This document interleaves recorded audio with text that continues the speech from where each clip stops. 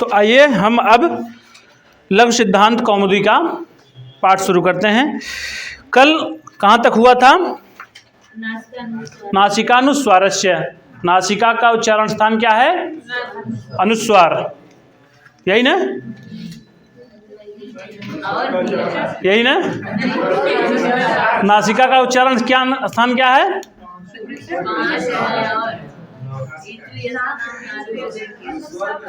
अनुस्वार का उच्चारण स्थान नासिका है। चलिए, अब ये एक तो छोटा सा प्रकरण रह गया था। ये क्या है? अयोगवाह। ये पाणिनि शिक्षा में एक कारिका आती है, अनुस्वार यमानांच नासिका स्थानम उच्यते। अनुस्वार और यमों का, इनका स्थान क्या है? नासिका। अनुस्वार तो आप लोग जान गए, यानी कि ये। अब कहते हैं कि यम कौन कौन से हैं? कौन कौन से यम हैं बताते हैं अभी। अयोगवाह विज्ञेया, मतलब अयोग समझा जाना चाहिए। कैसे हैं वो? आश्रय स्थान भागिनः, वो जिसके आश्रित रहते हैं उसका उच्चारण स्थान वही होता है। जैसे मान लीजिए अयोगवाह कौन कौन से हैं? अनुस्वार, विसर्ग,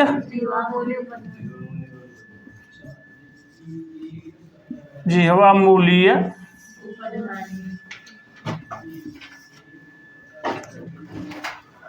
अनुस्वार पद्माली।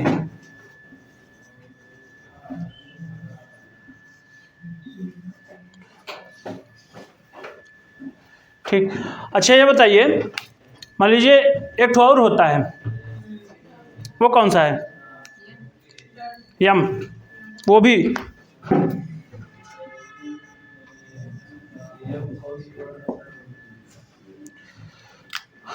ये कारिका एक बार आप लोग वाचन करिए। अनुस्वार यमानांच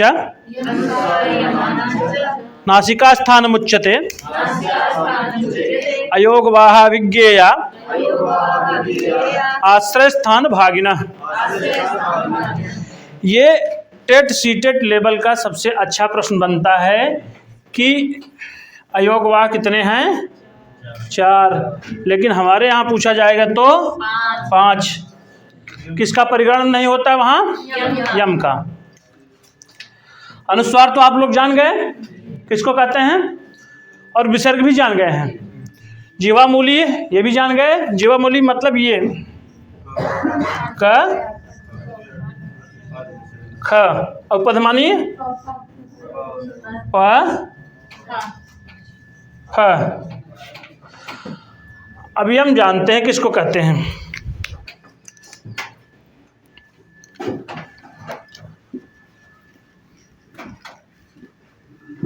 यम किसे कहते हैं ये बता रहे हैं हम। वर्ग कितने हैं हिंदी भाषा में? जैसे कवर्ग, चवर्ग इत्यादि सब। क, ख, ग, घ, ङ, च, छ, ज, झ, ञ, ट, ठ, ड, ढ, ड़, त, थ, द, ध, न, प, फ, ब, भ, म। ये कितने वर्ग हो गए?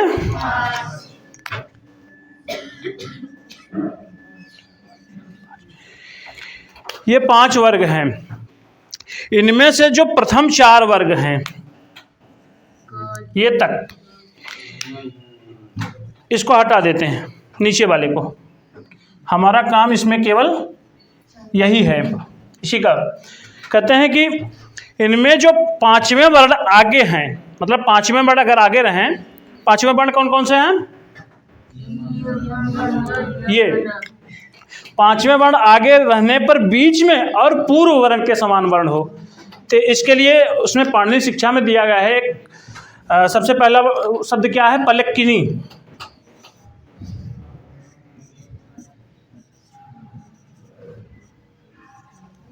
पलिकिनी।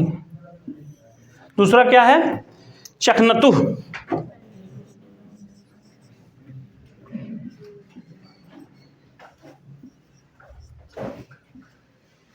चकनो। तीसरा क्या है? अग्नि।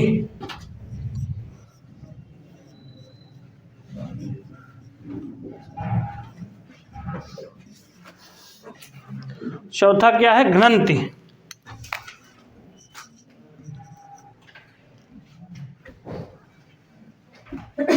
इसको तोड़ तोड़ कर लिख देते हैं।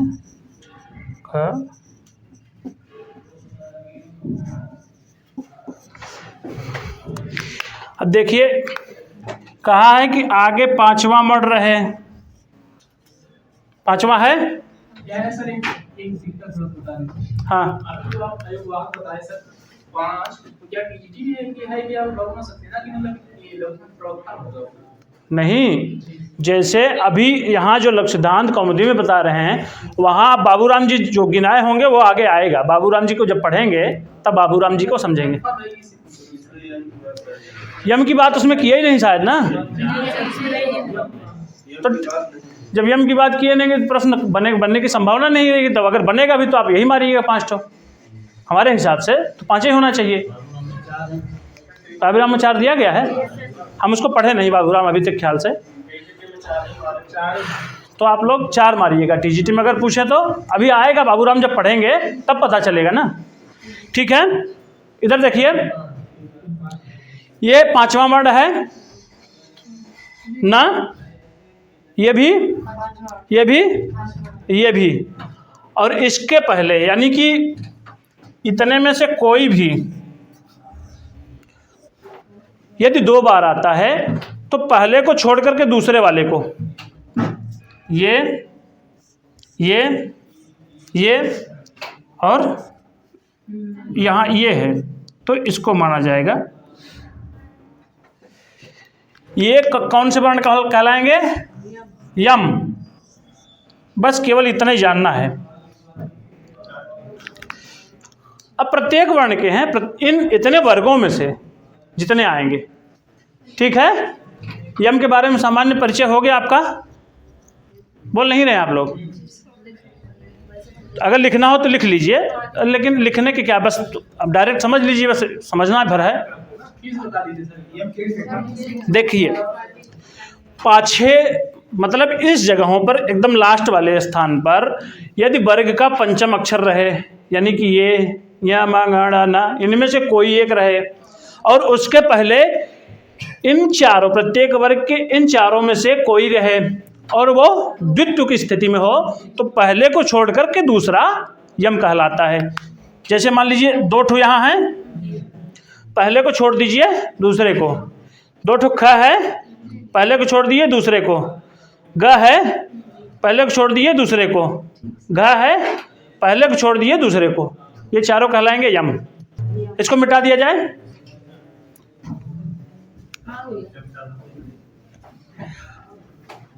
अयोगवाह समझ में आ गया ना? एक चीज अभी बाकी है इसमें।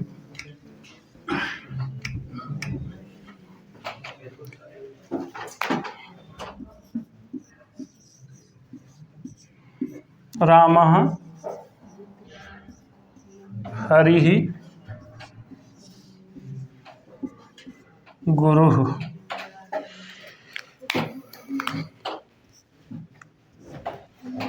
यहाँ इन जगहों पर विसर्ग दिख रहा है, तो इस जगह पर विसर्ग का उच्चारण स्थान क्या होगा?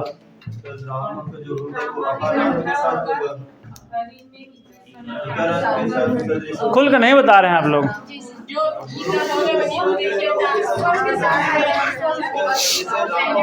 यहाँ बताया गया है कि अयोगवाह विज्ञेया, अयोगवाह को समझना चाहिए आश्रय स्थान भागिनः, यानी कि यह विसर्ग जिस पर आश्रित रहेगा वही उसका उच्चारण स्थान हो जाएगा। तो यह अ है, अ के बाद विसर्ग है तो अकुह विसर्जनीय नाम कंठ। इसका कंठ है तो इसका भी कंठ हो जाएगा। ये है ई, मतलब ई की बात, जैसे ह र ई, उसके बाद विसर्ग है ना, अगर तोड़ेंगे तो यही स्थिति आएगी। तो ई है, इसका क्या है ताल, तो इस विसर्ग का भी ताल हो जाएगा। वैसे रू है, र में र है, उसके बाद ऊ है, तो विसर्ग का क्या हो जाएगा, उपपधमानीया नाम, ऊ मतलब ऊ का और उपधमानी का, इन दोनों का क्या होता है ओष्ठ। ये समझ में आ गया। ऐसे ही जितने अयोगवाह हैं, अयोगवाह कौन कौन से हैं, अनुस्वार, विसर्ग, जिह्वामूली और उपधमानी, ये जिसके आश्रित रहेंगे वही इनका उच्चारण स्थान हो जाएगा। ये भी पूछा गया सवाल है। एक लाइन देकर के पूछ लेगा, जैसे मान लीजिए हरि ही दे दिया, इसमें इस पद में जो विसर्ग है उसका उच्चारण स्थान क्या है, आप लोग क्या लगाएंगे, ताल। अब आगे चलते हैं हम अपने मूल प्रकरण पर, जिसको हम अधीत करेंगे अभी। क्या है आज,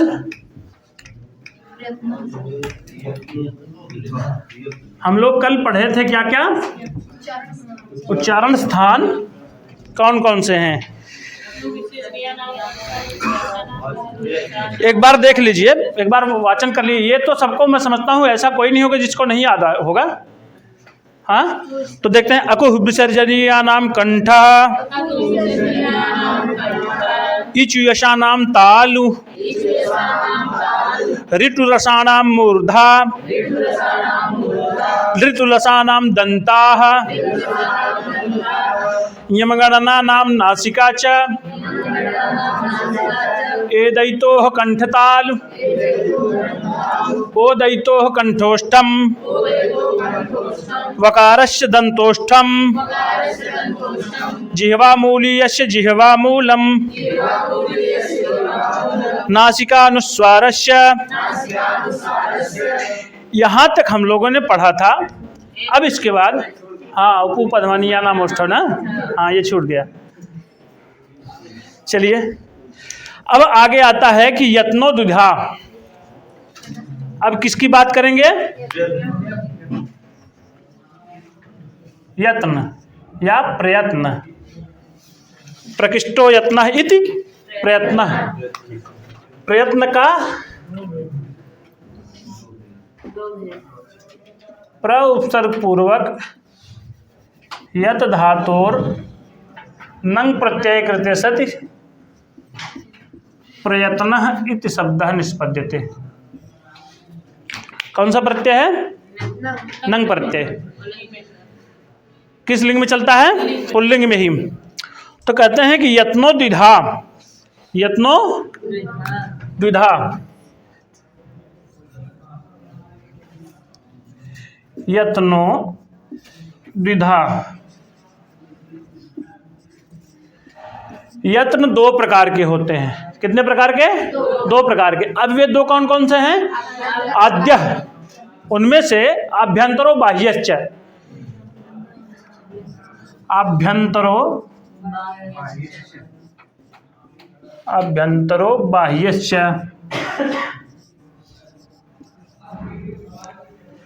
आभ्यंतर और बाह्य, आभ्यंतर नहीं है, आभ्यंतर है, आभ्यंतर है, ठीक। आभ्यंतरो बाह्यश्च। उसके बाद है क्या, आद्यः पंचधा। आद्यः मतलब यानी कि जो पहला है, ये पंचधा, पांच प्रकार के हैं। कौन कौन से,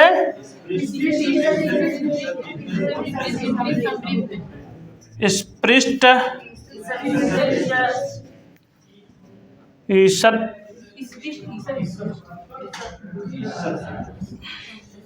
ईषत् स्पृष्ट,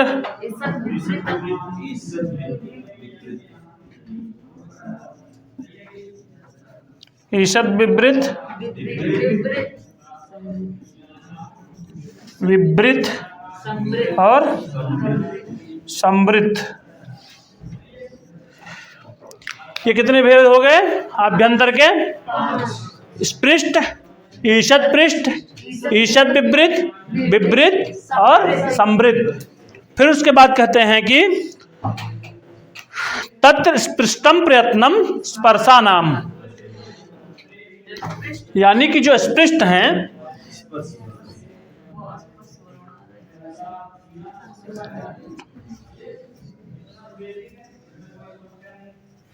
नम स्पर्शानाम,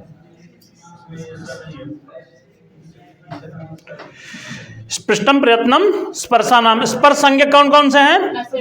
अब बताते हैं। कादेव मावसाना स्पर्शाह, क से लेकर के म तक स्पर्श संज्ञक हैं, यानी कि क से लेकर के पफा बभा के म तक जो ईषद स्पृष्ट,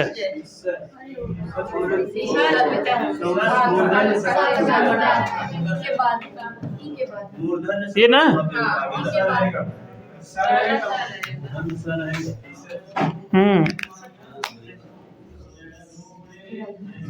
सही है।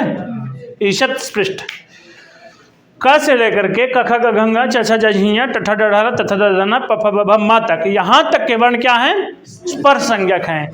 और फिर कहते हैं ईषद पृष्ठम अंतस्था नाम, जो ईषद पृष्ठ हैं यानी कि ये अंतस्थ कौन कौन से हैं?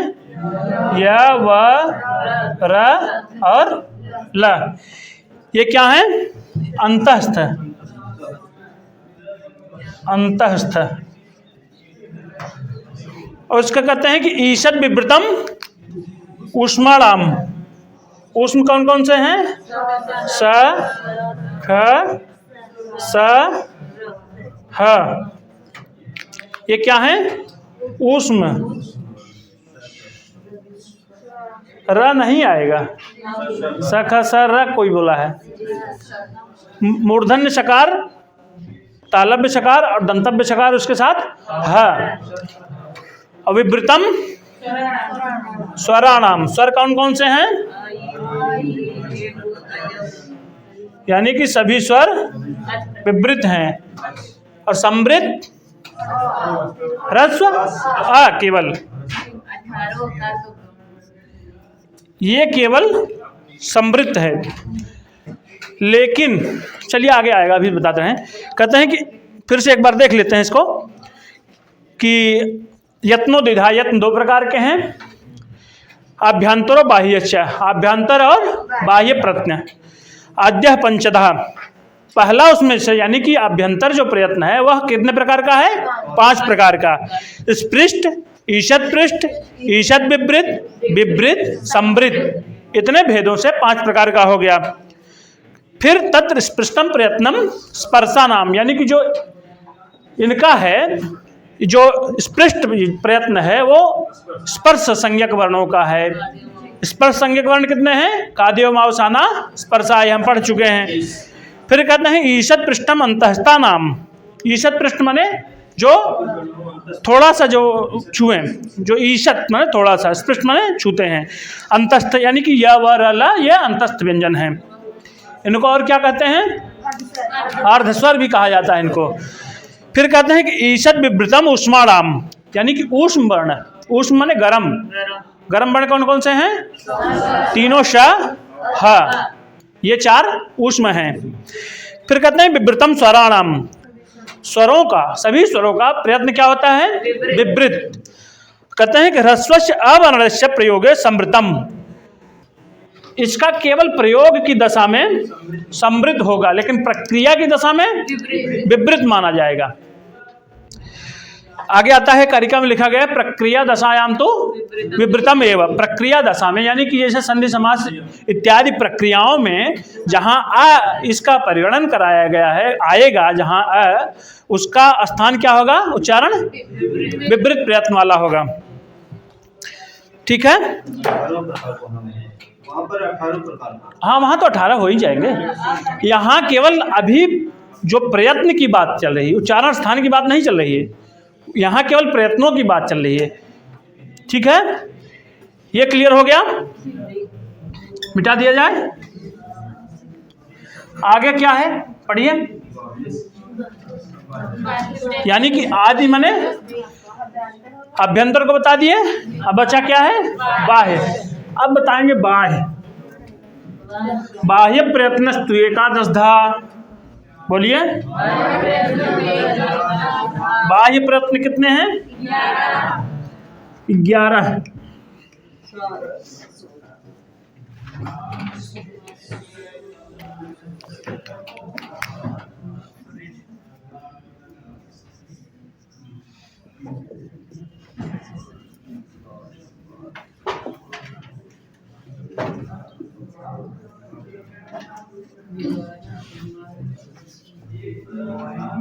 बाह्य प्रयत्नस्तु एकादशधा।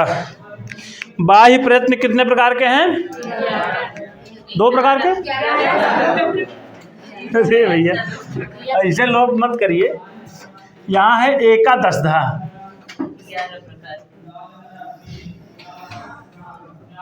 अब बताइए कौन कौन सा है? सबसे पहले विवार,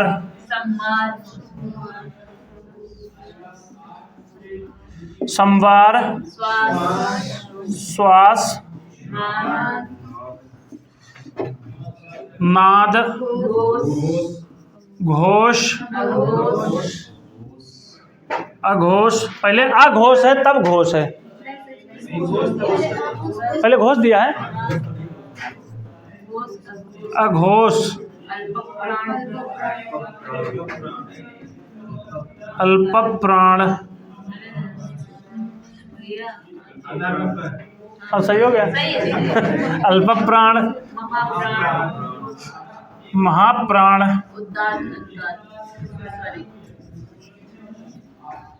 उदात्त,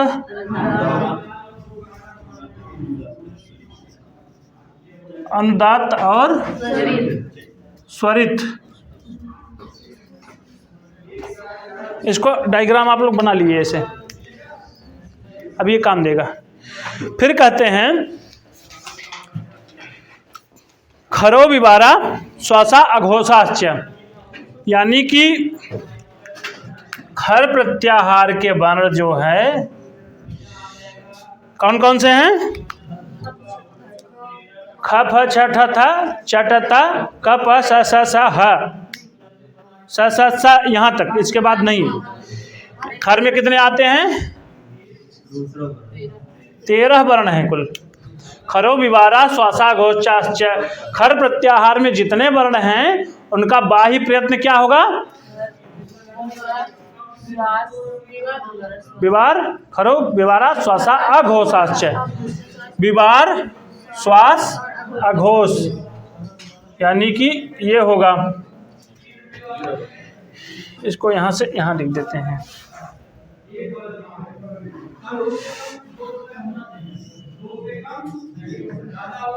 यानी कि ये हो गया। खर प्रत्याहार के जो वर्ण हैं विवार, श्वास, अघोष हो गए। और फिर कहते हैं कि हस प्रत्याहार के जो वर्ण हैं यानी कि संवार, नाद और घोष। आप लोग ध्यान देंगे घोप लिखे हैं।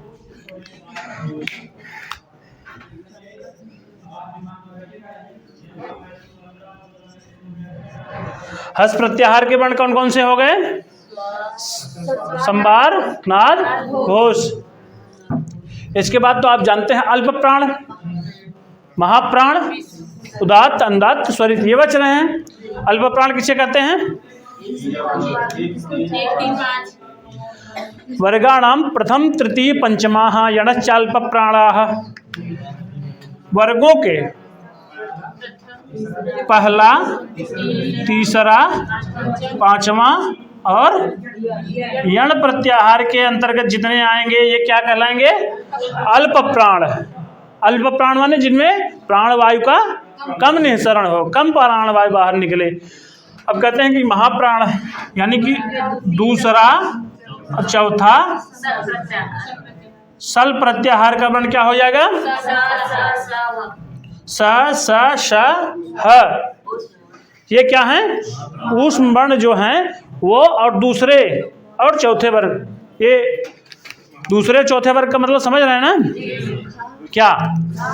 ख, फ, छ, ठ और चौथा क्या है? घ, ढ, ध, ध, ये स, इतना। दूसरा और चौथा वर्ण वर्गों का सल प्रत्याहार सहित महाप्राण होता है। उदात्त, अनुदात्त और स्वरित, ये किसके भेद हैं? स्वरों के विशेष रूप से। व्यंजनों को भी होते हैं। व्यंजनों कहाँ होते हैं? जैसे व्यंजनों को बताइए कहाँ होते हैं? कहते हैं कि इसमें बताते हैं कि कादियो मावसाना स्पर्शाह, क से म तक के वर्ण जो है स्पर्श संज्ञक होते हैं। फिर यणोन्तस्थाः, यण मतलब यह वाला जो यहाँ है ये अंतस्थ हैं। उसके बाद आता है सल ऊष्माण, यानी कि इसमें ऊष्म वर्ण है, इसको सल को ऊष्म कहा जाता है।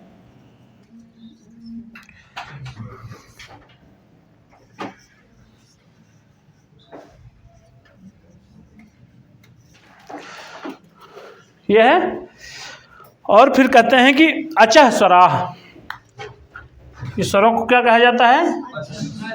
एक बार पूरा दोहरा दिए। यानी कि किसको स्वर कहते हैं, किसको ऊष्म कहते हैं, किसको व्यंजन कहते हैं। कैसे माँ तक के लिए क्या कहे हैं? स्पर्श संज्ञक हैं। फिर उसके बाद क्या कहे हैं? यणोन्तस्थाः, यानी कि यण प्रत्याहार के जो वर्ण हैं या व र ल इत्यादि अंतस्थ हैं। फिर उसके बाद सल प्रत्याहार, यानी कि श, क्ष, श तीनों ऊष्म और ह, ये महाप्राण हैं। स्वरों का क्या होता है? उदात्त, अनुदात्त, स्वरित। कल जो डायग्राम बनाया गया था वो सबको याद है पूरे तरीके से? कल मतलब वही जो आया है, प्रत्येक स्वर के कितने कितने भेद हैं, ठीक, वो याद है सबको? ठीक है, तो आगे चलते हैं। एक बार फिर से देख लेते हैं जो वृत्ति में लिखा गया है। बाह्य प्रयत्न तो 11 धा, बाह्य प्रयत्न तो कितने हैं? 11। विवारः, संवारः, श्वासो, नादो, अघोषो, घोषो। देखिए पहला आया घोष दिया है ना, आप लोग क्या बता दिए? घोष। कोई बात नहीं, इसको मैं ऐसे ही सेट किया था। किसमें? हमारी में तो पहले अघोष दिया है। लाइए हम भी देखें।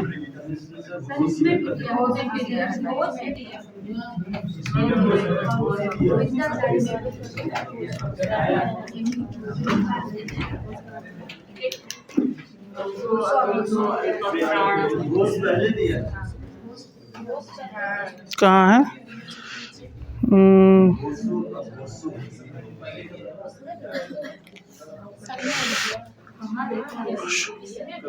हमारे में देख लीजिए, पहले अघोषो लिखा गया है।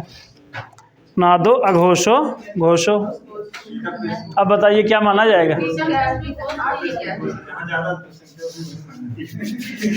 हो गया, वो कहीं भी हो सकता है, आगे पीछे, उसमें क्या, वो तो बस जानते रहिए। अल्प प्राणो, अल्प प्राण, महाप्राण, उदात्तो, अनुदात्तः, स्वरितश्चेति। बाह्य प्रयत्न कितने हैं? विवार, संवार, ना, श्वास, नाद, घोष या अघोष, अल्प प्राण, महाप्राण, उदात्त, अनुदात्त, स्वरित, इतने भेदों से कितने हो गए? 11। खरो, विवारा, श्वासा, अघोषाश्च। खर प्रत्याहार के वर्ण क्या क्या हैं? विवार, श्वास और अघोष। हसः, संवारा, नादा, घोषाश्च। हास प्रत्याहार के वर्ण कौन कौन से हैं? संवार, नाद और घोष। अब आगे देखिए, वर्गाणाम प्रथम, तृतीय, पंचमा यणश्चाल्प प्राणाः।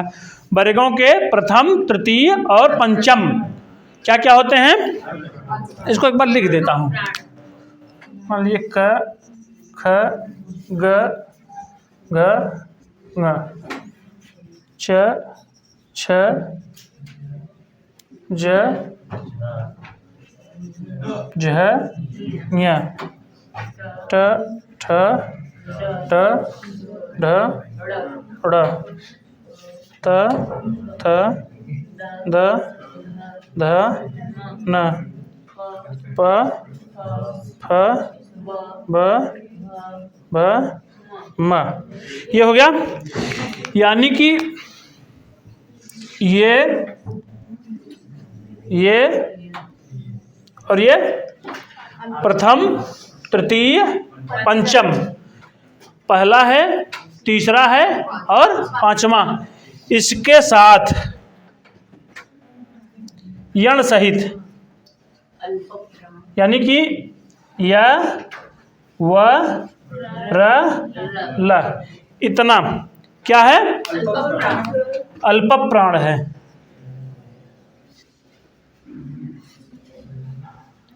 ठीक। अब ये द्वितीय और यही दोनों बच रहे हैं, इन दोनों की क्या है? दूसरा, इसके साथ सल। सल में कौन कौन से आएंगे? स श ह। इनके सहित क्या है? महाप्राण। ये क्लियर हो गया? कोई दिक्कत यहाँ? आप समझ में आ जाएगा। इसमें पूछता कैसे है, मान लीजिए दे देगा ड का बाह्य प्रयत्न क्या क्या है, तब उसमें दे देगा, एक ठो नहीं कई ठो दे देगा, तब वही में आप खोजिए कौन सा होगा। चलिए ठीक है, तो एक बार देख लेते हैं। फिर इसके बाद कहते हैं खरो विवारा श्वासा घोषाच हंसा संबारा नादा घोषाच। ये सूत्र आपको याद होने चाहिए। ठीक है, इसी में से सारा निकाल के दिया गया है। वो तो अपना अपना भाई समझने का ट्रिक है। हमारे पार्टनर जी और कुछ बनाए थे, वो पूरी कहानी जैसे बना दिए थे, उसको बताएंगे किसी दिन। वर्गाणाम प्रथम तृतीय पंचमा अल्प प्राण, पहले तीसरे और पांचवें वर्ग के जो वर्ण हैं अल्प प्राण वाले होते हैं। वर्गाणाम द्वितीय चतुर्थो सलश्च महाप्राणा, वर्गों के दूसरे चौथे और सल प्रत्याहार के वर्ण महाप्राण हैं।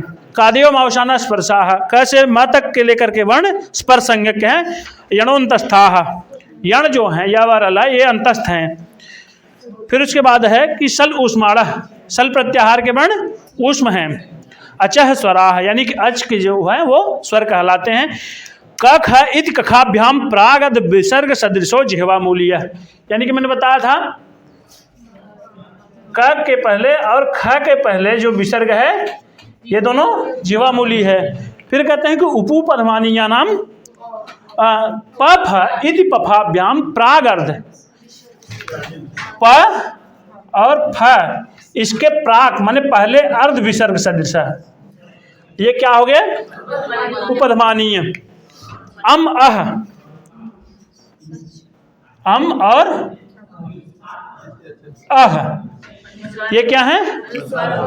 अनुस्वार विसर्गश्च, ये अनुस्वार है, ये विसर्ग है। बस यहाँ तक आज हम पढ़ते हैं। इसके बाद कल का प्रकरण देखते हैं। कल मैं बताऊंगा वो, मतलब वो डायग्राम बना करके, कल मैं डायग्राम बना के लाऊंगा।